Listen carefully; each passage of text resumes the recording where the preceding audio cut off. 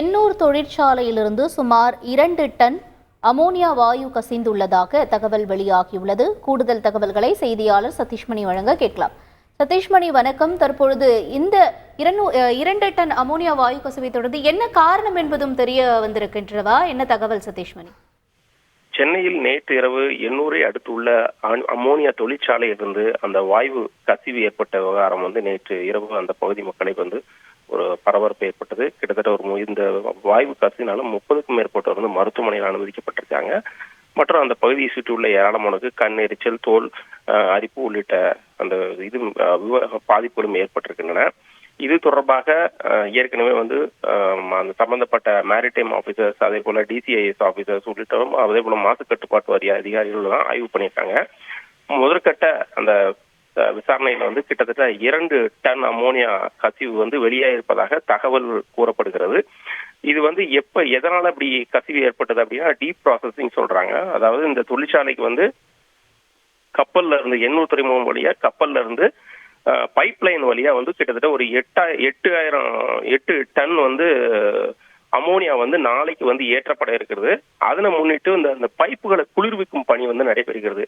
Ammonia எப்போதும் பாத்தீங்கன்னா -33 டிகிரியில தான் வைக்கப்படும். அதே போல அந்த கப்பல் வழியா கொண்டு வரப்படுகின்ற அந்த அமோனியாவும் -33 டிகிரியில தான் இருக்கும். ஆனா இந்த குழாய், இந்த 2 மீட்டருக்கு தொலைவிலான அந்த குழாய் இருக்கிறது அல்லவா, அது நிலப்பரப்பில் உள்ள வெப்பநிலையில இருக்கும். அப்படி இருக்கும்போது அந்த வெப்பநிலையை நம்ம குளிர்வித்து அப்படிதான் அனுப்ப முடியும். அப்படி குளிர்விக்காம அனுப்பினாலும் பெரிய வெடி விபத்தை ஏற்பட வாய்ப்பு இருக்கு. எனவே அந்த குளிர்விக்கும் பணி தான் நேற்றுக்கு நடைபெற்றிருக்கு.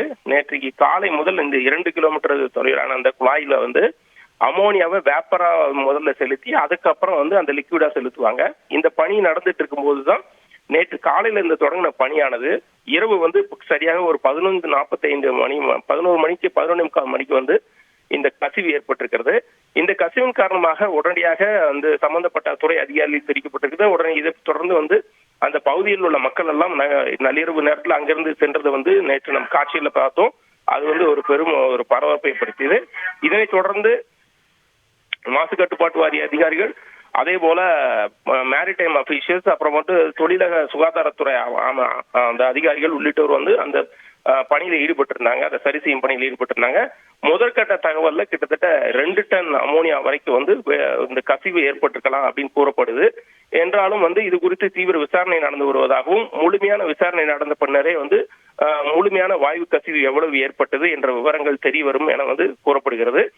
தொடர்ந்து இது குறித்து மாசு கட்டுப்பாட்டு வாரியம், அதே போல சுகாதாரத்துறை உள்ளிட்டோர் அந்த பகுதியில் ஆய்வு மேற்கொண்டு வராங்க. விவரங்களுக்கு நன்றி சதீஷ்மணி.